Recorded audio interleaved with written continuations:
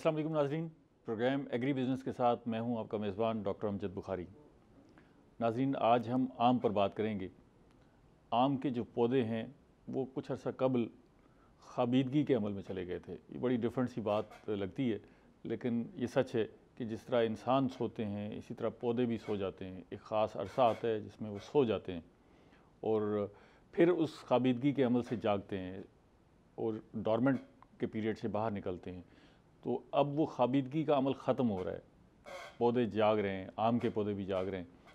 तो अब इस मरहले पर हमने पैदावार अच्छी लेने के लिए क्या करना है, पौधों की देखभाल कैसे करनी है, खाद और पानी की क्या एहतियात करनी है, बदलते मौसम के असरात का जायज़ा लेना है, गोडी करनी है नहीं करनी, दरख्तों को चूना लगाना है नहीं लगाना, क्या एहतियातें हैं जिनको अख्तियार करना है और क्या ज़रूरी काम हैं जो ये करने हैं, ये हमारा आज का मौजू है। मैं सबसे पहले आपको अपने मेहमानों का तारुफ़ करवा दूँ। मेरे साथ पहले मेहमान मौजूद हैं आबिद हमीद ख़ान साहब। आप साइंटिफिक ऑफिसर हैं मैंगो रिसर्च इंस्टीट्यूट में और तहकीक सारी करते ही मैंगो पर हैं, तो इनसे बेहतर शायद ही कोई जानता हो। और उनके साथ दूसरे मेहमान मौजूद हैं डॉक्टर समीउल्लाह साहब। आप ज़राई यूनिवर्सिटी मुल्तान के शुबा हार्टिकल्चर से मुंसलिक हैं, उस्ताद हैं, पढ़ाते हैं, तहकीक करते हैं और हार्टिकल्चरिस्ट हैं, तो मैंगो को भी अच्छी तरह जानते हैं। आप दोनों मेहमानों का बेहद शुक्रिया।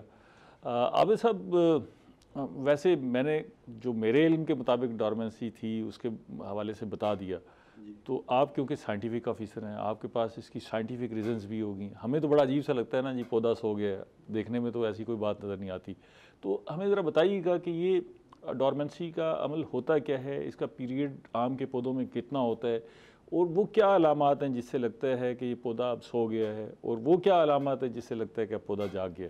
जी, बिस्मिल्लाहिर्रहमानिर्रहीम। आम का पौधा बुनियादी तौर पे जब 1 साल फल ले लेता है, ठीक है, तो फिर हम उसको फर्टिलाइज़र डालते हैं। ठीक है, फर्टिलाइज़र इसलिए डालते हैं कि ये नई ग्रोथ, नई मंजिलें ले। उसके बाद का जो दौरानिया होता है जहाँ आम का पौधा अपने आप को तैयार करता है अगले साल फल लेने के लिए, ठीक है, उसको हम कहते हैं कि डॉर्मेंट ये पीरियड में चला गया, ये सोने का मरहला है। यहाँ पे कुछ चीज़ें पौधे के जैसे इंसान का सोने के लिए कुछ माहौल चाहिए, ठीक है, same is the situation with plants कि उसे भी कुछ माहौल चाहिए कि अच्छा। वहाँ पे हम एक्सेसिव इरिगेशन यानी आपाशी को रोकते हैं, वहाँ पे हम नाइट्रोजनी फर्टिलाइज़र को रोकते हैं कि वहाँ पे कोई ग्रोथ ना हो, क्योंकि जब वो कंटिन्यूसली ग्रोथ के मरहले से निकलते हैं ना, तो सर्दियों में जब कोहरा पड़ता है या स्पेल आता है तो वहाँ जो ग्रोथ होती है वो ज़्यादा सफ़र होती है, डैमेज होती है और अगले साल की जो फ्लावरिंग है वो भी मुतासिर होती है। यानी पौधे के अंदर कुछ हार्मोनल तब्दीलियाँ ऐसी आती हैं जहाँ पे वो अपने आप को प्रिपेयर करता है कि वो अगले साल फल ले, उनके लिए कुछ कंडीशंस होती हैं। ठीक है, तो ये दौरानिया तकरीबन अक्टूबर से यहाँ स्टार्ट होता है। 15 अक्टूबर के बाद हमारी जो रिकमेंडेशन है कि आम के बागात को पानी ना लगाएं और सिर्फ कोहरा पड़ने की जब मुतवक्किर आते हों तो वहाँ पे आपाशी की ज़रूरत है, वरना उसे ना आपाशी की ज़रूरत है, ना खाद की ज़रूरत है, ना ही हल चलाने की ज़रूरत है, बल्कि उससे छेड़छाड़ ही ना करे, उसको उसके हाल पर छोड़ जी बिल्कुल ऐसा जैसे वो सो रहा है। डॉक्टर साहब से अगला जो आपका सवाल था उसका हिस्सा जो है वो डॉक्टर साहब से पूछ लेते हैं। डॉक्टर साहब, ये अलामात क्या हैं कि अब ये डॉर्मेंट पीरियड शुरू हो गया है, पौधे की कोई हैयत बता देती है कि जी, या हम ड्यूरेशन से तयन करते हैं, और फिर पौधे के जागने की क्या अलामात हैं जिससे हमें फील हो जाए कि ये पीरियड ख़त्म हो गया, या हम उस अरसे को देख के तय करें। बिस्मिल्लाहिर्रहमानिर्रहीम। एक तो जो जब डॉर्मेंसी आती है तो ये मुख्तलिफ पौधों पे जो है ना मुख्तलिफ असरात लेके आती है। अच्छा, जैसे जो है ना पतझड़ पौधे होते हैं, ठीक है, जब उस पे ऊपर डॉर्मेंसी आती है तो वो इवन सारे के सारे पत्ते झाड़ देते हैं। अच्छा, ये उसी पीरियड में झड़ जाते हैं सारे पत्ते। लेकिन ये चूंकि आम जो है ये पतझड़ उस कैटेगरी में नहीं आता, ठीक है, लेकिन ये जो है ना अपनी सारी नई ग्रोथ रोक लेता है। अच्छा, ठीक है, तो नए शगुफे बिल्कुल नहीं निकालता। ठीक है, तो एक हिसाब से ये जो है ना, जो आप पतझड़ वाले पौधे होते हैं वो बिल्कुल डॉर्मेंसी में चले जाते हैं, लेकिन ये पार्शियल डॉर्मेंसी में जाता है। अच्छा, वो बिल्कुल डॉर्मेंसी में चले जाते हैं। जी बिल्कुल। अच्छा। उसके ऊपर पत्ते भी नहीं रहते, जैसे आप देखते हैं ये बिल्कुल गंजे हो जाते हैं। हाँ जी, बिल्कुल बिल्कुल। अच्छा। लेकिन ये चूंकि सदाबहार पौधा है, ठीक है, तो इसमें ये जो है ना पतझड़ वाला जो है ना इसकी कैटेगरी डिफरेंट, लेकिन फिर भी इसको डॉर्मेंसी की ज़रूरत होती है। ठीक है, तो अमूमन जब 15 डिग्री सेल्सियस से नीचे टेम्परेचर हो जाता है, ठीक है, तो ये डॉर्मेंसी में चला जाता है। ठीक है। तो ये तकरीबन अक्टूबर के लास्ट वीक से शुरू हो जाता है और जो है ना फरवरी तक जब तक ये 15 डिग्री सेल्सियस नहीं बढ़ता उस वक्त ये ख्वाबदगी में रहता है, कोई नई मंजिल ही निकालता और कोई नई फोर्स। इसका मतलब है इन्हें भी वैसे ही सर्दी और गर्मी का एहसास होता है ना जी, पूरे वो डॉर्मेंसी में चला गया। अच्छा ठीक है, ये हो गया कि 15 फरवरी तक जो है वो डॉर्मेंसी रहेगी। जी जी ठीक है। अब डॉर्मेंसी के पीरियड से बाहर आने लगा है पौधा या आना शुरू हो जाता है, अगर वो टेम्परेचर पहले ही रेस कर जाता है तो शायद पहले भी शुरू हो जाता होगा अमल, या 15 फरवरी के लगभग शुरू हो जाता है, तो वो क्या अलामात होती हैं जो ज़ाहिर होना शुरू हो जाती हैं और हम ये समझते हैं, फील करते हैं कि अब ये ख़ाबिदगी के अमल से बाहर आ रहा है पौधा? एक तो जो है ना वो टेम्परेचर जब बढ़ता है ना 15 डिग्री सेल्सियस से ज़्यादा बढ़ता है या 20 से भी ज़्यादा जाता है, तो फिर वो जो, क्योंकि उस दौरान ना वो कार्बन रिजर्व्स जो है ना डॉर्मेंसी में पौधा अपने अंदर कार्बन के रिजर्व्स जो है ना वो अकमुलेट करता है, उसके जमा हो जाते हैं। अच्छा। तो उसके बाद यूँ ही टेम्परेचर राइज करता है तो उसमें वो जो कार्बन रिजर्व्स हैं वो नई फोर्ट की शक्ल में निकलते हैं। ओके ठीक है। तो ये फोर्ट 2-3 किस्म की होती है। एक फोर्ट ये है कि उस फोर्ट से सिर्फ पत्ते निकलें, उसे हम वेजिटेटिव जो है ना वो ग्रोथ कहते हैं। एक ये फोर्ट है कि अगर वो जो है ना सिर्फ रिप्रोडक्टिव फूलों की शक्ल में निकले। अच्छा। और कई दफ़ा ये मिक्स सूरत में भी निकलती है। ठीक है। तो ये डिपेंड करता है टेम्परेचर पे। अगर बहुत जल्दी राइज हो जाता है टेम्परेचर, अचानक उसमें जो है ना वो टेम्परेचर में राइज आता है तो उससे पत्ते ज़्यादा निकलते हैं और जो है ना फ्लावरिंग जो है जिसने फल उठाना है वो नहीं निकलते हैं। हाँ ठीक जी, है, पत्ते ज़्यादा निकल आते हैं। जी जी। अच्छा, ये आपने कहा कि वो स्टोर करता है कार्बन, जी जी। तो ये किस जगह पे करता है? पत्तों में करता है, तने में करता है, जड़ों में करता है? ये आम आदमी के समझने के लिए। ये स्टेम के अंदर करता है। स्टेम करता है? जी जी। अच्छा, तनों में करता है। जी जी। शाखों में करता है, तनों में करता है। जी जी। वहाँ मौजूद होती है कार्बन, इतनी मिकदार में मौजूद होती है कि वो उसके लिए लाइफ सर्कल उसका पूरा करती है। जी जी। अच्छा, तो ये बड़ी हैरानकुन बात है वैसे आम आदमी के लिए भी कि देखें ये वही अमल है ऑलमोस्ट जो बाकी जो है वो जानवरों में भी होता है। जैसे आप रीछ को देख लें, वो पूरे जो है ना वो एक वो फैट की रिजर्व जो है ना वो करके रखता है, फैटनिंग करता है अपने आप को, फिर वो सोता है पूरा जो है करसा। इसका मतलब ये है कि जैसे इंसान ब्रीदिंग करता है इस तरह पौधे भी ब्रीदिंग करते हैं, तो वो ब्रीदिंग का अमल भी रुक जाता होगा उस अरसे के दौरान? मतलब ब्रीद करता रहता है। ब्रीद करता है। हाँ जी। एक जो है ना एक्टिव मेटाबॉलिज्म जो होता है ना वो रुक जाता है, मतलब वो पार्शली जो है ना वो स्टॉप हो जाता है। ठीक है। यानी एक्टिव ग्रोथ में नहीं होता पौधा उस वक्त। ठीक है। जब अनटिल अनलेस जब तक टेम्परेचर राइज नहीं होता। ठीक है। ये जो पतझड़ होता है, जिन पौधों में आपने कहा कि पतझड़ हो जाता है, जी जी, तो ये उसकी डॉर्मेंसी की वजह से वो पौधा अपने पत्तों पर और तनों पर कंट्रोल खो देता है या मौसम के असरात होते हैं? इसके पीछे क्या साइंटिफिक रीज़न है? देखें, जब भी कहीं जो एक्सट्रीम कोई कंडीशन आती ना तो अल्लाह ताला ने ना हर पौधे के अंदर एक मैकेनिज्म रखा हुआ है। ठीक है। तो उसके रिस्पांस में जो है ना वो अपने आप जो है ना वो समझ लें कि उस एक्सट्रीम वेदर को पार करने के लिए कोई ना कोई अडेप्टेशन लेता है। जैसे ये पतझड़ पौधों में पूरे के पूरे, क्योंकि वो होते हैं ज़्यादा शुमाली इलाका जहाँ बर्फ़ भी पड़ती है, फ्रीजिंग टेम्परेचर पे चला जाता है, तो अगर उसके ऊपर अगर पत्ते होंगे तो और ज़्यादा मुतासर होने का ख़तरा है। तो उसके अंदर ये मैकेनिज्म है कि वो पत्ते तक झाड़ देता है। अच्छा, वो खुद झाड़ देता है ताकि प्रेशर रिलीज किया जाए, नेचुरल मैकेनिज्म है। अच्छा अच्छा अच्छा। तो क्योंकि ये मैंगो है, मैंगो ज़्यादातर होता है ट्रॉपिकल सब ट्रॉपिकल में एनवायरनमेंट में, वहाँ इस तरह के एक्सट्रीम फ्रीजिंग टेम्परेचर तो नहीं आता, लेकिन कोरा वगैरह पड़ता है जब ये 15 डिग्री से नीचे जब चला जाता है टेम्परेचर, उस वक्त ये पार्शल डॉर्मेंसी में चला जाता है। ठीक है। तो ये पौधे को वार्म रखने के लिए भी कोई अमल हो सकता है कि ज़ाहिर है उसको जो फ्रीजिंग से बचाना है, जहाँ फ्रीजिंग तो नहीं है लेकिन कोल्ड वेदर तो होता है, तो उसको वार्म रखने के लिए भी कोई ऐसा टोटका है जिससे हम, जैसे हम इंसान आमतौर पे यखनी पी लेते हैं, उस मौसम में सूप पी लेते हैं, गर्म चीज़ें खाते हैं, ड्राई फ्रूट इस्तेमाल करते हैं, तो पौधे के लिए भी कोई ऐसा टोटका है?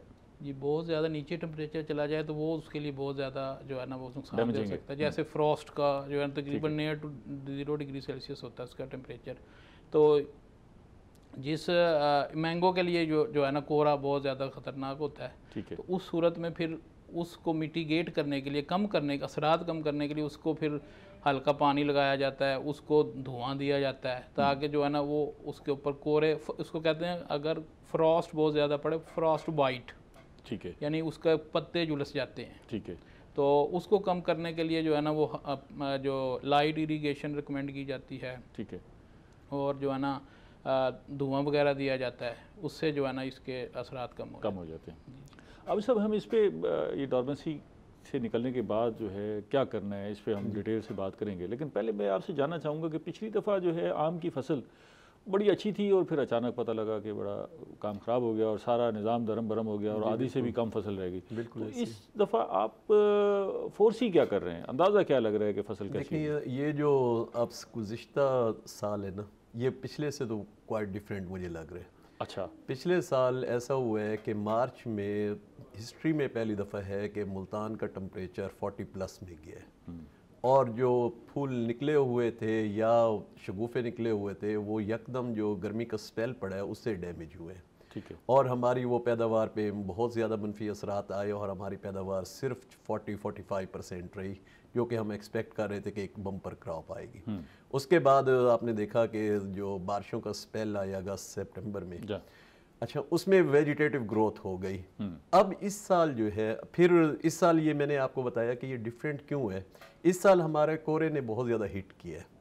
जो टेम्परेचर था, जो हमारा यहाँ पे फोरकास्ट थी, ये 2 डिग्री सेंटीग्रेड तक भी मुल्तान का टेम्परेचर गया, तो हिट तो हुए। अच्छा, आपका जो सवाल था कि कोरे के ख़िलाफ़ हम इसे वार्म अप कैसे करते हैं, हम इसे वार्म अप इस तरीके से करते हैं कि कोरे के असरात किन पौधों पे ज़्यादा होते हैं। नंबर 1, यहाँ जो कमज़ोर होगा, यहाँ पे सार्ट्स का इशू ज़्यादा होगा, वो कोरे से बहुत ज़्यादा मुतासिर होता है। ठीक है, हम क्या करते हैं कि कोरे के ख़िलाफ़ सबसे पहले तो हम उनकी फर्टिलाइज़र को मुतवाज़न अगर रखें तो वो पौधे के अंदर टॉलरेंस जो होती है ना वो बढ़ जाती है। दूसरी बात कि हम जो ज़मीन के ठंडे होने और गर्म होने का प्रोसेस है, वहाँ पे हम, जैसे डॉक्टर साहब ने फरमाया कि लाइट इरिगेशन करते हैं ताकि साइल के टेम्परेचर में फ्लक्चुएशन ना आए और वो कोरे से महफूज रहें। ठीक है। तीसरा, गला सड़ा गोबर है, उसको भी अगर हम स्प्रेड कर लें तो उसके असरा से भी कुछ हद तक बचत नीचे कितने एरिया में स्प्रेड कर दें? ये सर जितना पौधे का घेरा है उसमें अगर हम दिसंबर में शुरू में ये फैला दें तो उससे भी कोरे से काफ़ी हद तक बचाव मुमकिन है। फिर लोग धुआं करते हैं, और इस साल जो मुख्तलिफ केमिकल्स आए हुए थे, नो फ्रॉस्ट के नाम, एंटी फ्रॉस्ट, यानी कोरे के असरात को कम करने वाले, तो वो भी स्प्रे करते हैं। फिर हम ऊपर उनके ऊपर किजाई कर देते हैं पौधों के ऊपर। अच्छा। ताकि डायरेक्ट जो ठंड है वो उसके ऊपर, छोटे पौधों पर की जा सकती है, छोटे पौधों पे। बड़े पौधों पे हम चूने का स्प्रे भी करते हैं कि वो उनके पत्ते कुछ हद तक महफूज रहें। ये तो था वार्म अप करने का तरीका। अब यूं ही ये मौसम खुलता है तो यहाँ पे जैसे डॉक्टर साहब ने फरमाया कि वो दोबारा ग्रोथ लेते हैं ना, हमारा जो यहाँ पे डिमांड है कि वो फ्लावरिंग की तरफ आए। जो ही उसमें फ्लावरिंग स्टार्ट होती है हम वहाँ पे नाइट्रोजनस फर्टिलाइज़र देते हैं ताकि फ्लावर्स ज़्यादा से ज़्यादा आएँ। ये जो सोया हुआ था इसको जगाने के लिए पोटाशियम नाइट्रेट का स्प्रे भी किया जाता है। इस पर हम डिटेल से बात करेंगे कि वो क्या चीज़ें हैं जिनको हमने करना है, एहतियातें क्या करनी है। मैं ज़रा डॉक्टर साहब से पूछना चाहूँ, डॉक्टर साहब ये फोरकास्ट क्या है? अब देखिए ना, फरवरी शुरू हुआ है। अच्छा, हमारे यहाँ तो बदले मौसम में तो फरवरी शदीद सर्दी का मौसम शुमार हो रहा था और होती भी है, तो इस दफ़ा फोरकास्ट क्या है? और अभी ये खदशा तो कोरे का मौजूद है, ख़त्म तो नहीं हुआ? उसमें जो है ना, ख़ास तौर पर जो ग्लोबल वार्मिंग हो रही है और क्लाइमेट चेंज की वजह से हो रहा है, तो अब्रप्ट चेंजेस आ रही हैं मौसम के अंदर। जो आहिस्ता आहिस्ता जो मौसम के अंदर चेंजेस आनी चाहिए, वो अचानक चेंजेस की वजह से जो है ना वो पौधा भी अनएक्सपेक्टेडली बिहेव करता है। फॉर एग्ज़ाम्पल, अगर आपने फरमाया कि जो फरवरी है उसमें यानी कि टेम्परेचर बहुत ज़्यादा राइज़ नहीं करता, लेकिन इस दफ़ा फिर फोरकास्ट ये है कि हीट वेव आने की फोरकास्ट है जी। अच्छा, मार्च में या फरवरी में ही बढ़ जाएगा? फरवरी के एंड पे जो है ना वो फोरकास्ट जो है वो है। ये तो फिर सर्दियों का पीरियड तो बहुत थोड़ा हो गया। जी इस तरह तो अच्छा, ठीक है। तो उस सूरत में फिर जैसे आबिद साहब ने फरमाया कि जो है ना कुछ केमिकल्स हैं जो कि आप ये समझ लें कि फ्लावरिंग को जो है ना जल्दी लेके आते हैं।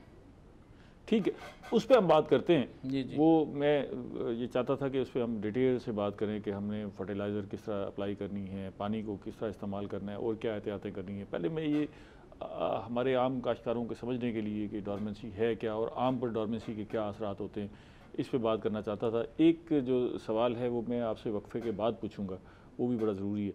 एक छोटा सा वक्फा ले रहे हैं। नाज़रीन हमारे साथ रहिएगा, बड़ा अहम मौजू है। आपसे हम वक्फे के बाद मिलते हैं।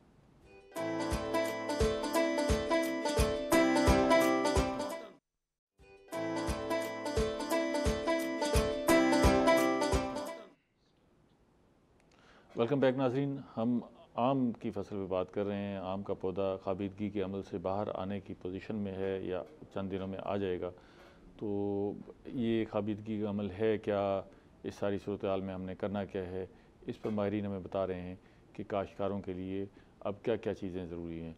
अच्छा आबिद साहब, ये अभी हमने जो बातें की, आप स्पेसिफ़िक आपका काम मैंगो पर है, तो ये मैंगो की बहुत सारी अक़साम हैं, ठीक है, उसमें देसी भी है और फिर बहुत सारी अक़साम है, तवील फहरिस्त है। तो ये खाबिदगी का अमल सब के लिए एक जैसा है, इन सब के लिए टाइम पीरियड भी एक जैसा है, उसके असरात भी एक जैसे हैं, या ये वेरी करता है किस्म टू किस्म? देखिए, खाबिदगी तकरीबन सारे पौधों में ही होती है, सारी वैरायटीज़ में, ठीक है। लेकिन इस दौरान जो इन्वायरमेंट है वो अगर सूटेबल है तो वो अर्ली फ्लावरिंग की तरफ आते हैं। जैसे डॉक्टर साहब ने फरमाया कि अगर टम्परेचर जल्दी राइज कर जाते हैं तो वो अर्ली फ्लावरिंग की तरफ आते हैं। बाज़ औक़ात ऐसा होता है कि एक साल कुछ पौधों ने जो है वो फ्रूट नहीं लिया, तो वो अगले साल दिसंबर में ही वो फ्लावरिंग शुरू कर देते हैं, ठीक है। तो उनको हम फ्लावरिंग से रोकते हैं अपनी स्ट्रेटजी के ज़रिए, ताकि वो वक्त पे, क्योंकि वो फ्लावर्स जो होते हैं वो जनवरी फरवरी में जो ठंड पड़ती है उससे डैमेज हो जाते हैं। तो हमारी कोशिश ये होती है कि एक ही टाइम पे फ्लावरिंग हो। वो अब जो पिछले साल का जो हमारा टेम्परेचर बढ़ा है अप्रैल मार्च में, तो हम कोशिश करेंगे कि हम फरवरी में ही अर्ली फ्लावरिंग लें, और वहाँ से ये जो फिनोलॉजिकल स्टेज है हमारा पौधा या फल इस काबिल हो जाए कि वो जब गर्मी आती है तो उसकी शिद्दत को बर्दाश्त कर सके। आपने एक्सपीरियंस किया कि वो ऐसी वैरायटीज़ भी हैं हमारे पास जो मौसम की शिद्दत को बेहतर अंदाज से फेस कर सकती हैं और उसको जो है असरात कम? जी, हम इस पर ट्रायल भी कर रहे हैं, फर्दर रिसर्च भी कर रहे हैं, लेकिन कुछ वैरायटीज़ का रिस्पांस जो है वो कदरे डिफरेंट है मुख्तलिफ दूसरी वैरायटीज़ से ना, कि उनके अंदर टॉलरेंस, सर्दी को बर्दाश्त करने की सलाहियत ज़्यादा है। मसलन इस दफ़ा जो कोहरा पड़ा है तो ये छोटे पौधों को हिट बहुत ज़्यादा हुआ है। हमारे जो नर्सरीज़ में लगे हुए थे ये छोटे 2-3 साल के, तो वहाँ पे भी कुछ वैरायटीज़ हमारी ऐसी हैं जहाँ पे पौधे कुछ सर्वाइव कर गए, लेकिन ज़्यादातर पौधे हमारे डैमेज भी हुए। तो ये वैरायटी टू वैरायटी डिफर करता है, लेकिन flowering time round about same ही होते हैं। और इस दौरान हम पौधे को तैयार करते हैं कि और उसको प्रोटेक्ट करते हैं कि हमारी जो फ्लावरिंग आ रही है उसको हम बचाएं, क्योंकि देखें अगर साल में 2 क्रॉप्स हों, एक अगर डैमेज भी हो जाती है तो वो दूसरी क्रॉप हमें कंपनसेट कर जाती है। लेकिन मैंगो में ऐसा नहीं होता, एक दफ़ा की ही फ्लावरिंग है, वहाँ पे अगर हम अच्छी प्रोटेक्टिव मेजर्स कर लें, प्लांट प्रोटेक्शन मेजर्स कर लें, उसको डिजीज़ से बचा लें, उसको इंसेक्ट पेस्ट के अटैक से बचा लें, उसकी फ्लावरिंग टाइम पे हो जाए, फ्रूट सेटिंग हो जाए, तो हमें इंशाल्लाह बम्पर क्रॉप मिल सकती है। ठीक है नाज़रीन, वक्फे के दौरान हमें ज्वाइन किया है सरदार एहसान साहब ने। आप फार्मर हैं और एहसान डोगर साहब फार्मर हैं और मैंगो की तवील अरसे से फसल भी ले रहे हैं, बेहतर अंदाज समझते होंगे। बहुत शुक्रिया जी। अच्छा डॉक्टर साहब, ये मैं जानना चाहूँगा, आपने बताया कि डॉर्मेंसी ख़त्म हुई है तो वेजिटेटिव ग्रोथ भी और फ्रूट ग्रोथ भी जो है वो मेजर अलामात हैं, लेकिन एक आम आदमी के समझने के लिए, एक आम काश्तकार के समझने के लिए इससे अलग भी कोई अलामात ज़ाहिर होना शुरू हो जाती हैं पौधे पर कि भी अब ये खाबिदगी का अमल ख़त्म हो रहा है, या वो 15 फरवरी का टाइम पीरियड ज़हन में रखे? जो खाबिदगी को तोड़ने वाला जो अमल है वो है टेम्परेचर, जो बहुत ज़्यादा कंट्रोल करता है। ठीक है, अगर वो 15 डिग्री से राइज हो गया है तो इसका मतलब ये है कि ये पीरियड ख़त्म हो रहा है, ऐसे ही। लेकिन एक दिन और रात के टेम्परेचर का भी जो है वो भी इसके अंदर रोल है। अगर दिन में बहुत ज़्यादा गर्मी पड़ती है और रात को जो है वो सर्दी पड़ती है, और इन दोनों के जो टेम्परेचर का फ़र्क है वो राउंड अबाउट 20 या 15 डिग्री सेल्सियस है, तो ये भी जो है वो पौधे के लिए जो है वो मैंगो के लिए वो ठीक नहीं है। तो यानी कि आहिस्ता आहिस्ता राइज होना ये उसके लिए ठीक है, लेकिन अब्रप्ट राइज जो है वो उसको जो है वो नुकसान देते। अब ज़ाहिर है क्लाइमेटिक चेंजेस आ रही हैं और हम सब फेस कर रहे हैं सारी सूरत हाल को, और फ्यूचर में भी हमें क्लाइमेटिक चेंजेस का सामना होगा। तो आप बतौर रिसर्चर, आपकी ज़िम्मेदारी बढ़ गई है कि वो वैराइटीज़ ढूंढ के दी जाएं कि जो ज़्यादा रेजिस्टेंट हों वेदर के हवाले से और आम के हवाले से भी स्पेसिफिकली हमें, क्योंकि इस सारे खत्ते के लिए तो ये बड़ा अहम पौधा है। तो इस पे काम हो रहा है यूनिवर्सिटी में तहकीक की सतह पर कहीं, या सिर्फ मैंगो रिसर्च पे छोड़ दिया? इसमें जो है ना दो तरीके कार होते हैं, या तो कोई ऐसी रेजिस्टेंट वैरायटीज़ आ जाएं जो कि इस जो है ना एक्सट्रीम वेदर को बर्दाश्त कर सकें, या आप अपनी मैनेजमेंट के थ्रू से कर सकते हैं। तो यूनिवर्सिटी में जो रिसर्च हो रही है वो ज़्यादातर मैनेजमेंट पॉइंट ऑफ व्यू से हो रही है। उसमें सर्टन केमिकल्स हैं, अगर आप उसके स्प्रे कर दें वो पौधे के अंदर टॉलरेंस लेके आते हैं, उससे जो है ना वो पौधा एक्सट्रीम वेदर को बर्दाश्त कर लेता है। पिछली दफ़ा हमारे जब मौसम में बड़ी शिद्दत आई तो एक दो वैराइटीज़ ऐसी थी जिन्होंने मौसमी शिद्दत के बावजूद जो है वो सर्वाइव किया और बेहतर फसल दी। तो वो मॉडल भी अब सामने रख के हमें मज़ीद इस पर तहकीक करनी तो चाहिए। ज़ाहिर है अभी तो ये भी पता नहीं है कि क्लाइमेटिक चेंजेस जो है वो होंगी किस नौयत की, मतलब ये भी अंदाज़ा नहीं है ना कि जी सिर्फ हमें गर्मी फेस करनी है, हो सकता है सर्दी भी ज़्यादा फेस करनी पड़े, हो सकता है बारिशें भी ज़्यादा हो जाएं, और कुछ पता नहीं है कि जहाँ बर्फ़बारी नहीं होती वहाँ बर्फ़बारी शुरू हो जाए, और जहाँ बर्फ़बारी होती है वहाँ मौसम जो है वो डिफरेंट हो जाए। तो इस पर आपकी ज़िम्मेदारी ज़्यादा बनती है तहकीक करने की और आगे आने की। मैंगो रिसर्च इंस्टीट्यूट तो जो है वो सिर्फ स्पेसिफिक अपने एरियाज़ में ही काम कर रहा होगा, लेकिन आपके पास क्योंकि स्फेयर भी बड़ा है और स्टूडेंट्स भी हैं जो इस पे आगे आ रहे हैं, तो इस पे आप ज़रूर काम कीजिएगा। शाम डोगर साहब, क्या हाल है आपके? ये बताएं कि क्या आप अंदाज़ा लगा रहे हैं कि इस दफ़ा आम की फसल कैसे होगी पिछले साल को सामने रखते हुए? इस दफ़ा तो एक्स्ट्रा बम्पर क्रॉप होने की बहुत ज़्यादा चांसेस हैं। अच्छा। और इसके अलावा डोरमेंसी पे आप बात कर रहे थे, तो उसका ये है डॉक्टर साहब, जो डोरमेंसी है ये हर वैरायटी की मुख्तलिफ है। ठीक है। वाइट अच्छा, हर वैरायटी की जी जी, उसका टेम्परेचर उसको मुख्तलिफ चाहिए अपना ख्वाबदीदगी से बाहर आने के लिए। हर वैरायटी की ही अलग से है। मतलब वाइट लेट की बिल्कुल अलग है, ये 1 महीना पहले है हर वैरायटी से। अच्छा जी, इसी तरह अपना डोरमेंसी को ब्रेक करने के लिए और वैरायटीज़ को इरिगेशन की ज़रूरत नहीं पड़ती, नवाबपुरी चौंसे को लाजमी करनी पड़ती है। अच्छा। वरना ये डोरमेंसी इसकी ब्रेक नहीं होती जी, जब तक इरिगेशन नहीं करेंगे। जब तक इरिगेशन नहीं करेंगे। दूसरा ये पानी लगाएंगे तो वो खाबीदगी के अमल से बाहर निकलेगा। जी जी, ठीक है। और मतलब उसको पानी भी जनवरी के आखिरी हफ्ते से में या फरवरी के पहले हफ्ते से स्टार्ट करना होता है। लाइट इरिगेशन एक तो होती है हैवी। दूसरा आप बात कर रहे थे क्लाइमेट चेंज पे, तो हमें इस साल तो जो सबसे बड़ा मसला आया था क्लाइमेट चेंज का, वो अप्रैल में अनएक्सपेक्टेड गर्मी थी।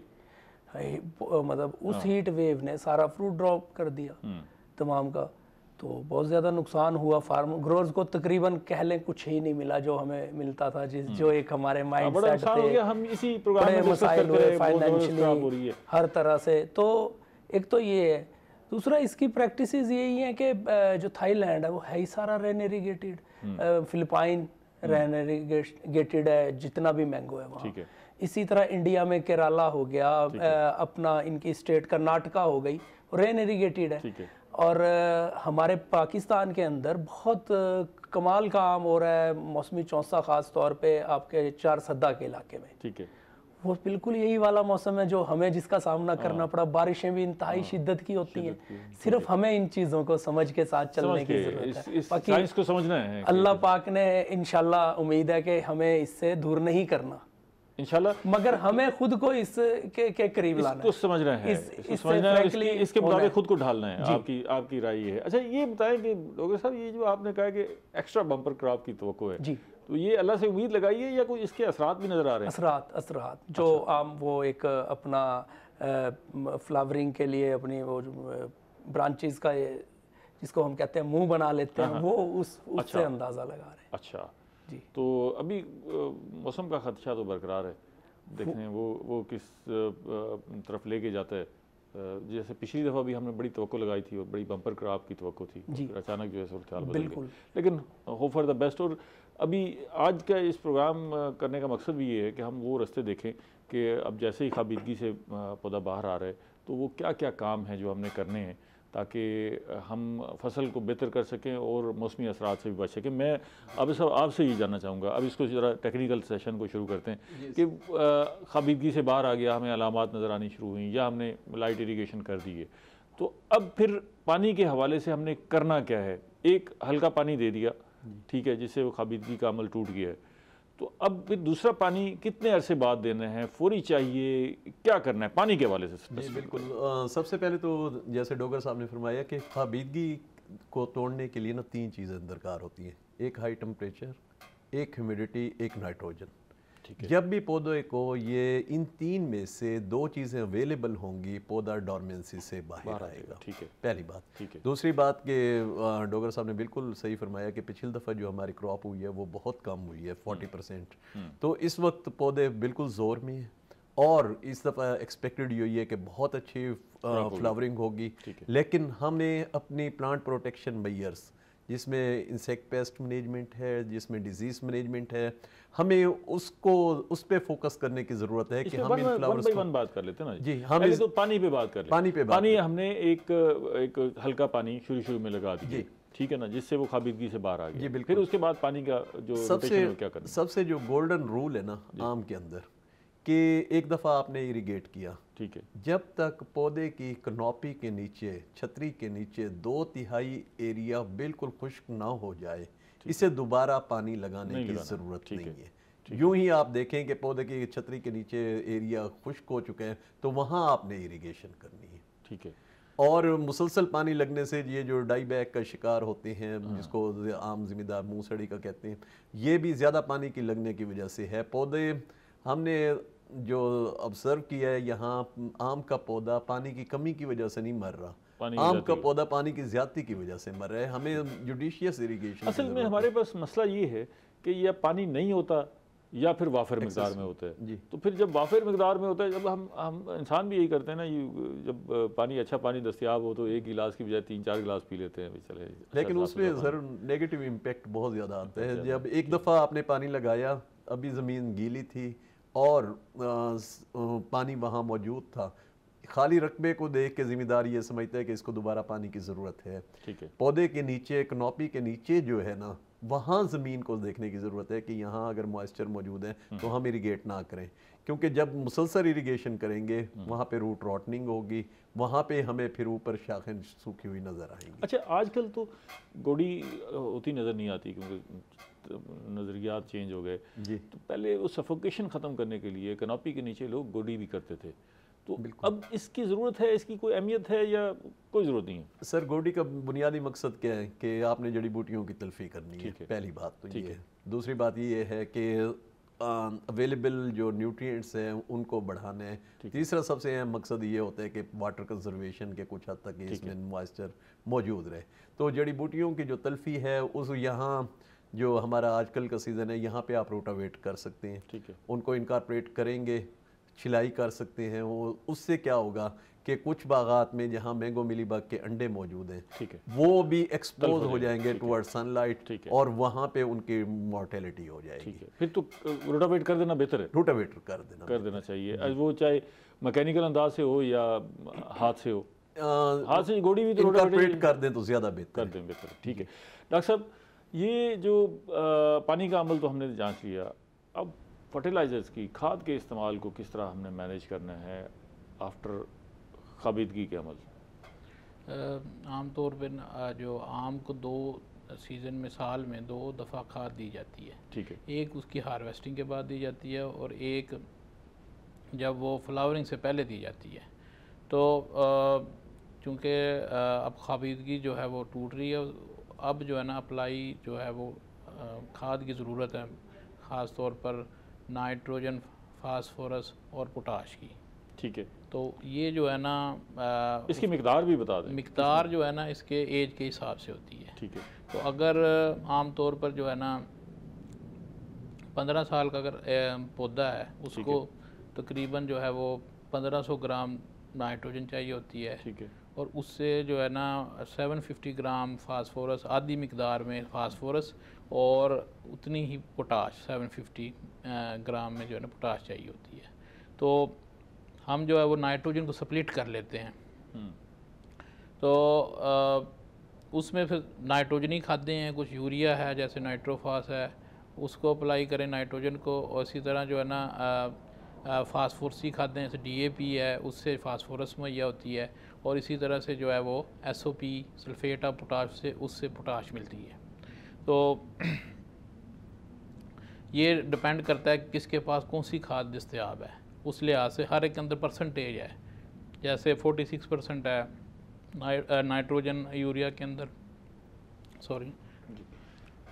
डॉक्टर साहब, ये हमने दोनों साहबान की, डॉक्टर साहब की और आबिद साहब की जो राय सुनी पानी और खाद के हवाले से, ज़ाहिर है इसका इस्तेमाल ये साइंसी अंदाज से बताएंगे। जो आपके पास अंदाज़ है वो बड़ा डिफरेंट है, आपका जो तजर्बा है वो खेत का तजर्बा है, आपके सामने पौधे का तजर्बा है वो बड़ा डिफरेंट है। और मैं ये कहता रहता हूँ कि जितना नफ़ा नुकसान बराह रास्त काश्तकार ने फेस करना होता है उतना किसी को नहीं है, तो उसका इंटरेस्ट भी सबसे ज़्यादा होता है। जी बिल्कुल, ठीक है। तो मैं ये जानना चाहूँगा कि खाबिदगी के अमल के बाद आप पानी और खाद के हवाले से क्या तरीक़ाकार अख्तियार करते हैं, लेकिन मैं ये जानूँगा आपसे ब्रेक के बाद। ब्रेक ले लूँ। नाज़रीन, मिलते हैं एक छोटी सी ब्रेक के बाद।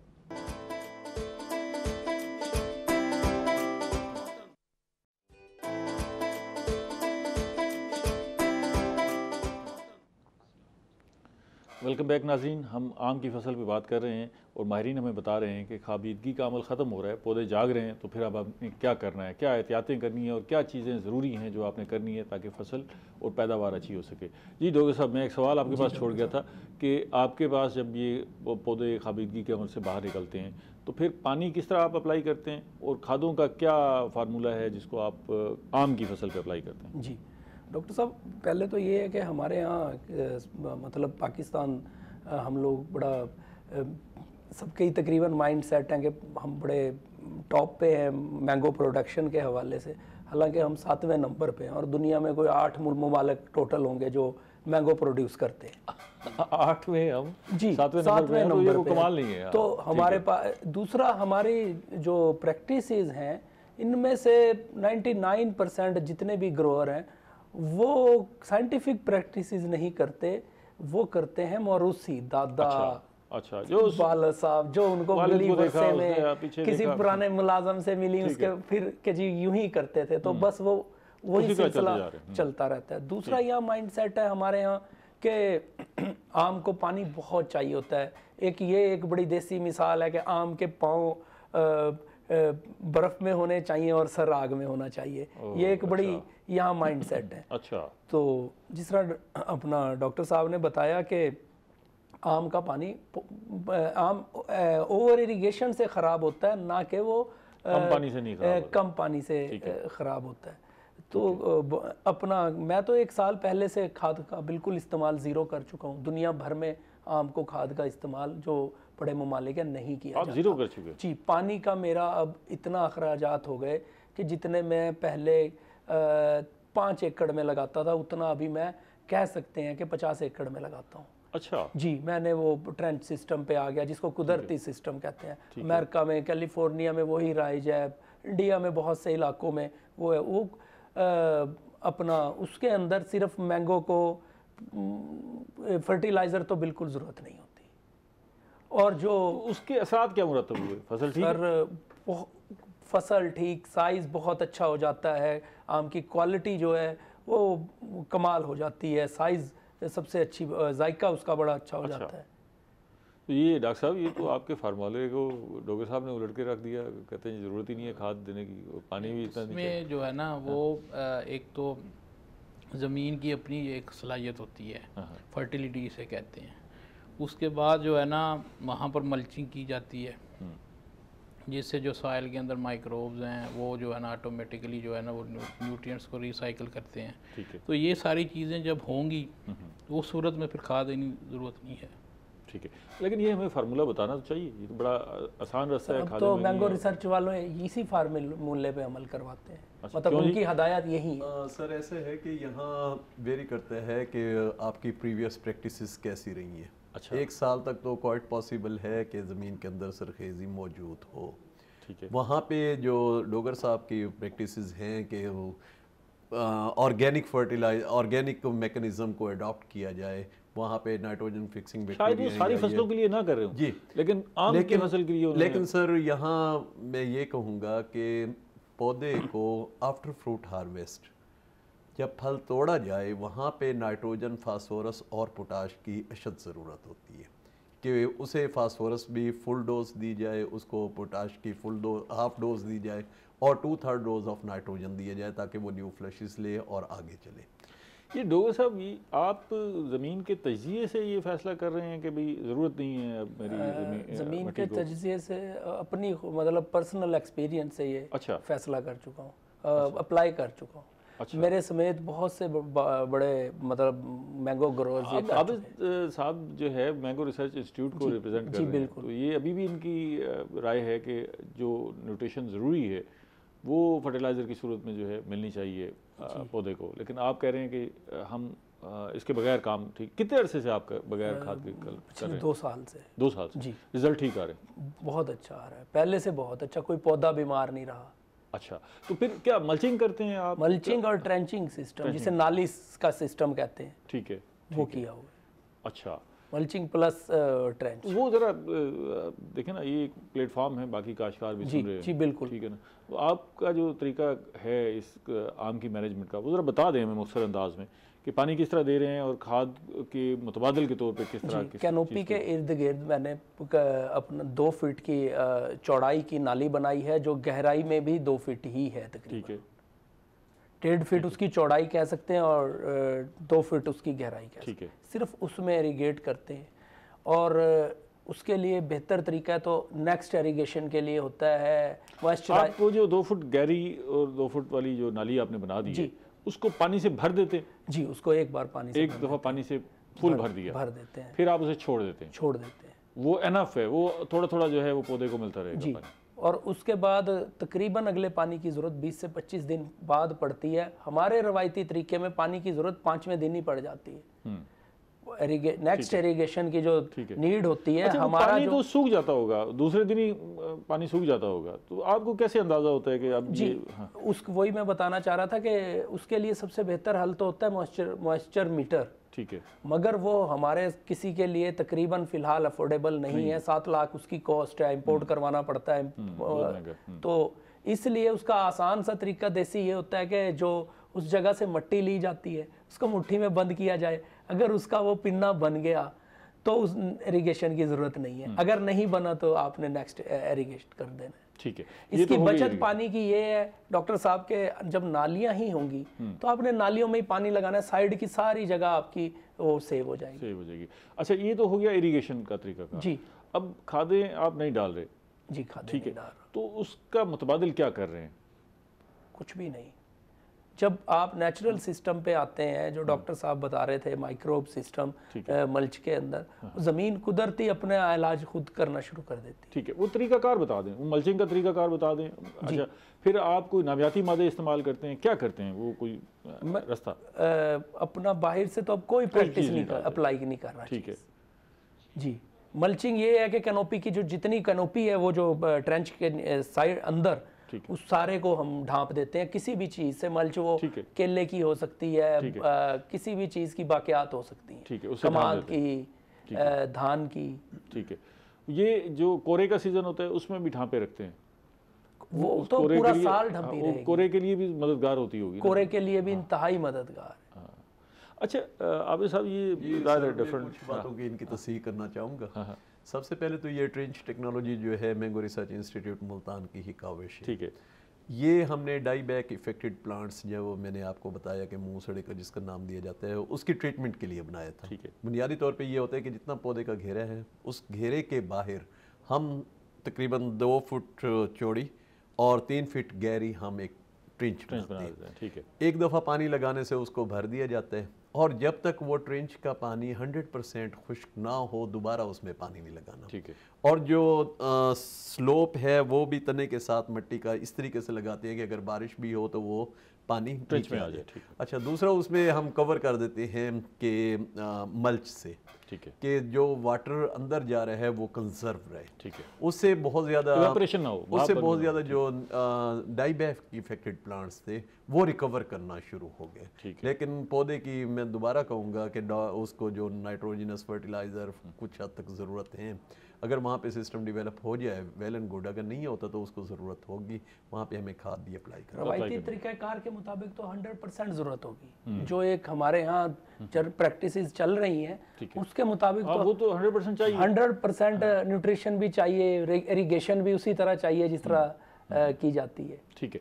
और मैंने, सॉरी डॉक्टर साहब, मैंने ये जो अपना तरीक़ाकार है मैंगो रिसर्च की हदायत के मुताबिक ही अप्लाई किया। ठीक है, ये तो ठीक है, क्योंकि आप रिजल्ट अगर ठीक आ रहा है, अगर आप अच्छी क्रॉप ले रहे हैं, आपके पौधे की सेहत ठीक है, तो अभी तक तो ठीक है। लेकिन ये कब तक ठीक रहेगा, ये मैं ज़रा डॉक्टर समी साहब से जानना चाहूँगा। डॉक्टर साहब, ये ज़ाहिर है जो ज़मीन के अंदर न्यूट्रिशन हैं वो आहिस्ता आहिस्ता कम होना शुरू हो जाएंगे अगर हम इस फार्मूले पर भी जाएँ, तो या ये इसी तरह कंटिन्यू करेगा, इनको ज़रूरत नहीं है खादों की, या 2-3 साल बाद जो है फिर आखिर खादों को अप्लाई करना पड़ेगा? जी, असल में जो है ना आहिस्ता आहिस्ता जो है ना ज़मीन भी एग्जॉस्ट हो जाती है न्यूट्रिएंट से। हाल तो इन्होंने मल्चिंग की हुई है, और उससे जो है ना आप ये समझ लें कि जो इसकी इनकी जो प्रैक्टिसेस हैं प्रीवियस ईयर्स की, उसकी वजह से फर्टिलिटी स्टेटस जो है वो बरकरार है। लेकिन ये लॉन्ग टर्म सोल्यूशन नहीं है इनको, यानी कि फिर भी जो है ना खादों की ज़रूरत पड़ जाएगी, या तो ऑर्गेनिक खादें आप समझ लें उसकी ज़रूरत में सूरत में जो है ना लॉन्ग टर्म जो है ना अप्लाई करने की ज़रूरत पड़ सकती है। ठीक है, मतलब डॉक्टर साहब के लिए भी यही मशवरा है, और बाकी जो फार्मर हैं जो इस किस्म की प्रैक्टिस कर रहे हैं उनके लिए मशवरा यही है कि ज़मीन आहिस्ता आहिस्ता अपनी ज़रखेज़ी खो देगी, और फिर ज़रखेज़ी हासिल करने के लिए उनको दोबारा या तो ये केमिकल खादें इस्तेमाल करनी है, या फिर कुदरती खाद की तरफ आना है, कुछ ना कुछ कोई रास्ता सोचना होगा।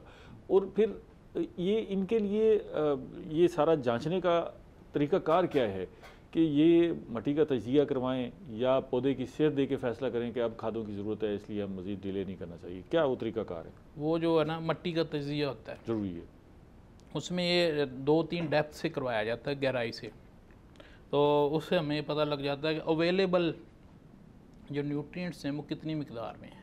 अगर वो डेफिशिएंट हो तो फिर अप्लाई करने की ज़रूरत होती है, अगर ऑप्टिमम हो तो फिर ज़रूरत नहीं है। डॉक्टर साहब, ये आपका तरीक़ाकार तो बड़ा ज़बरदस्त और सुनने में बड़ा अच्छा लग रहा है, तो ये बाकी इर्द गिर्द के जो फार्मर्स हैं उन्होंने भी फॉलो किया है? जी बिल्कुल, बहुत लोग उसको फॉलो मतलब करने के लिए, उसमें थोड़ा उस पर अखराजात ज़्यादा होते हैं, लेबर कॉस्ट पहली बार काफ़ी ज़्यादा आती है। अच्छा, एक तो ये है। दूसरा मैं इसमें थोड़ी सी अपनी बात की वो आगे करता हूँ कि मतलब हमारे देखने वाले सुनने वालों को इसकी एक देसी सी मिसाल देता हूँ कि जो आम के इलाके हैं, मुल्तान, बहावलपुर, रहीम यार खान शहर, यहाँ घरों के अंदर 50-50 साल से पौधे मौजूद हैं आम के। मुल्तान में देख ले, रेलवे कॉलोनीज में या कई भी जगह घरों के अंदर, उनको ना कभी खाद लगी ना वो वाली इरिगेशन हुई, वो बेहतरीन फल उठाते हैं और आज तक वो सेहतमंद पौधे हैं, उन पे बीमारी भी कोई नहीं करता। आपने देखा भी होगा, सबकी नज़रों से गुजरे होंगे। दूसरा, इस सिस्टम को एक गोरे यहाँ राइज करके गए थे, नहरों के किनारे जितने भी पौधे हैं शीशम के, कीकर के, वो इसी कुदरती नेचुरल सिस्टम के तहत कायम है। ना उनको इरिगेट किया जाता, ना उनको अपना फर्टिलाइज़र कोई न्यूट्रिशन दी जाती। उसकी वजह से आपको पता होगा या जो सुनने वाले हैं हमारे कि ये डॉक्टर साहब मंडी के अंदर जाएं, अगर हम जो टिम्बर मार्केट है वहाँ पे जो सरकारी लकड़ी है वो 6,000 रुपये फीट होगी, तो जो ज़मींदार की है वो 3,000 रुपये फीट होगी। वजह ये है कि उसको पानी ना लगने की वजह से वो पहले दिन से सॉलिड और अपना कलर पूरा निकालती है, वो नमी के ऊपर बनती है। यही आम के फल का हाल होता है जो कुदरती सिस्टम वाले। ये अच्छा है, आपने जो तरीकाकार अख्तियार किया हुआ है बहुत अच्छा है, लेकिन आप मॉनिटर करते रहिएगा अपनी ज़मीन को। मैं 2 साल से मॉनिटर कर रहा हूँ, और कुछ मेरे दोस्त जहाँ मैंगो ग्रोअर ऐसे हैं जिनके पास ये 5 साल से राइज। ठीक, आप तीनों मेहमानों का बेहद शुक्रिया। प्रोग्राम का वक्त ख़त्म हो गया जी। नाज़रीन, हमने आम की फसल पे बात की। आम का पौधा ख़ाबिदगी के अमल से बाहर आ रहा है। अब आपने क्या करना है, पानी देना है, खादों का इस्तेमाल करना है, नहीं करना, ये आपने हमारे मेहमानों की गुफ्तगू सुनी, फ़ैसला आप खुद कर लें। अगले प्रोग्राम तक इजाज़त दीजिए। अल्लाह ने के बाद।